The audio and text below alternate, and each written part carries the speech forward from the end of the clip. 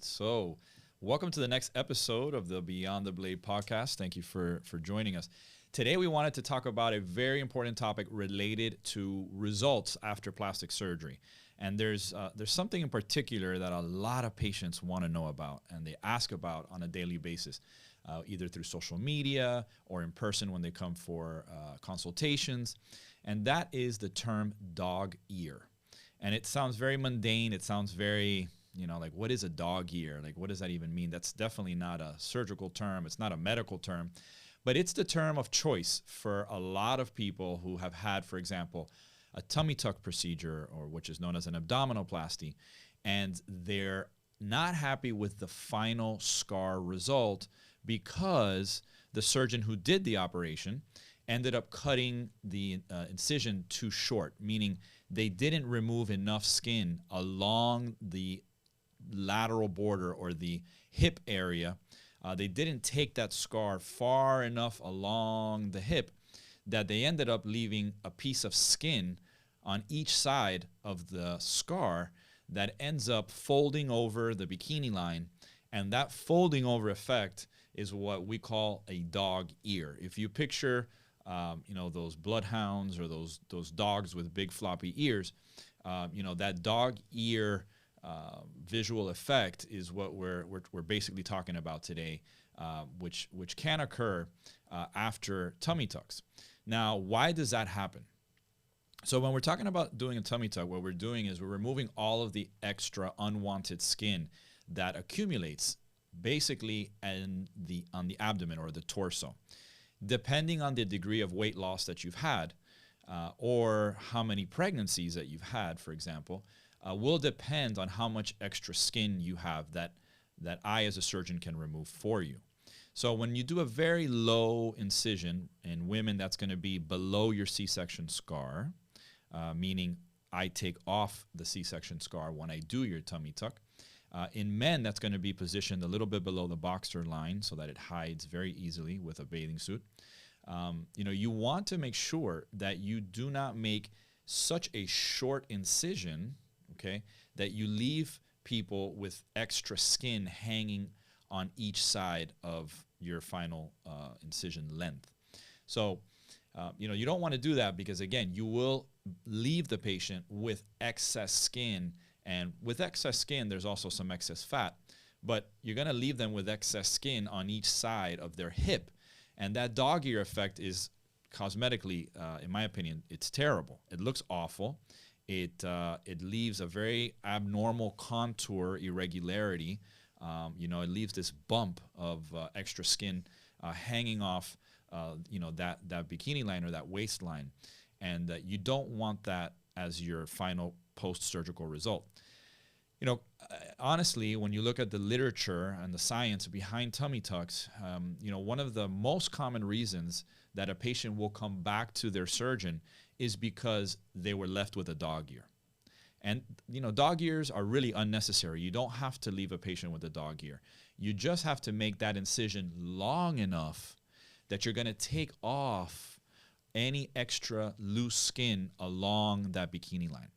Now, the part of the issue with this is that every patient is different.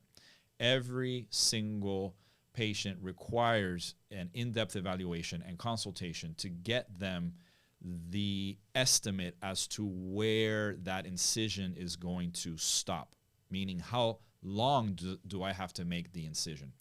Again, if we have a patient, for example, that lost 100 pounds, 80 pounds, even 50 pounds after bariatric surgery, weight loss surgery, many of these patients are going to have a significant amount of skin that's accumulated at the belt line or the bikini line.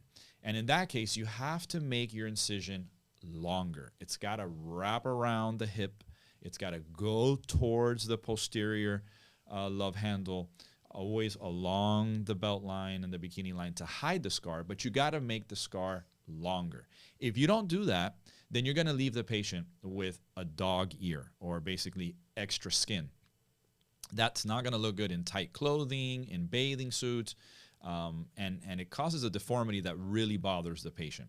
So I pride myself as a plastic surgeon in not leaving my patients with a dog ear. I try very much to educate my patients as to, how far do I have to make this incision so that they're not going to be left with a bunch of loose skin and fat at the end of the abdominoplasty.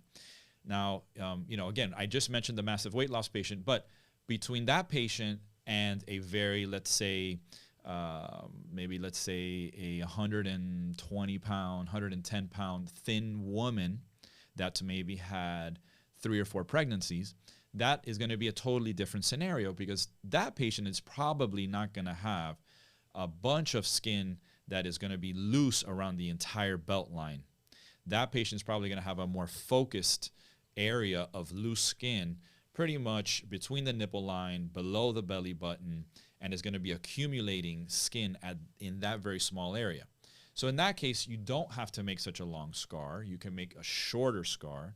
And this is where the term mini tummy tuck comes to mind for many patients. So a mini tummy tuck is just referring, one aspect is keeping the incision short, okay, sometimes a little bit longer than a C-section, but overall pretty short.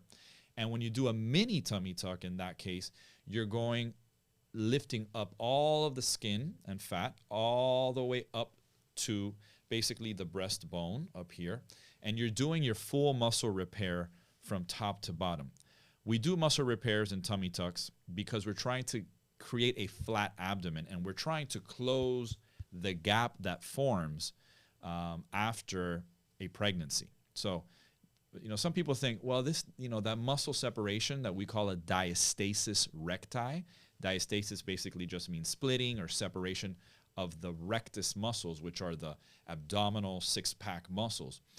Some people think that only happens with pregnancy, but that's not right. That's not correct. It actually happens with patients that have major weight gain, and that splits their muscles. And when they lose a lot of weight, they have the same effect of a rounded, protuberant, bulging belly that is partly due to the muscle split. So as plastic surgeons, in our armamentarium of rejuvenating the torso or the abdomen, we can do a full muscle repair from top to bottom, from what we call the xiphoid bone, which is the breastbone, all the way down to the pubic bone. And we create a very, very flat abdomen doing that muscular closure. And so with the mini tummy tuck, you're doing that muscular closure, and then you're taking off a small amount of skin. Remember, the more skin you have, the longer you have to make the incision. And there are many different types of tummy tucks that we can talk about. Mini tummy tuck is one. Standard tummy tuck is the one that's between the hip bones, okay, within the inside of the hip bones. And then once you pass the hip bones, there is an extended tummy tuck. And then once you go all the way around, all the way to the midline gluteal crease, at that point we're talking about a lower body lift, or otherwise known as a circumferential circular tummy tuck. All right. Most patients that are going to go for a circumferential tummy tuck, a candidate for that procedure is going to be pretty much the massive weight loss patient who's got a lot of skin all the way around.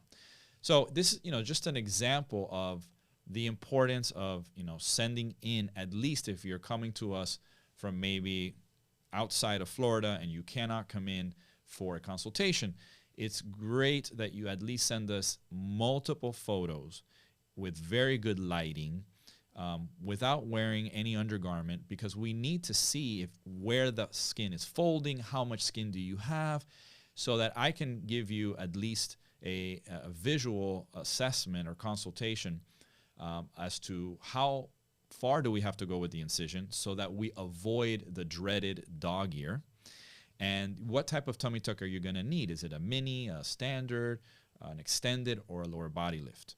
And so that is critically important.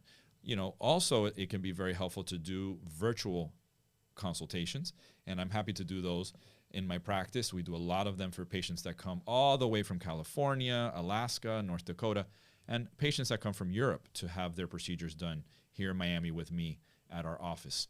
So that is basically a summary of what is a dog ear, how to avoid it, knowing that it's not necessary for that to happen. But as a patient, you have to really understand that, you may want to have a very short scar, and that is totally understandable.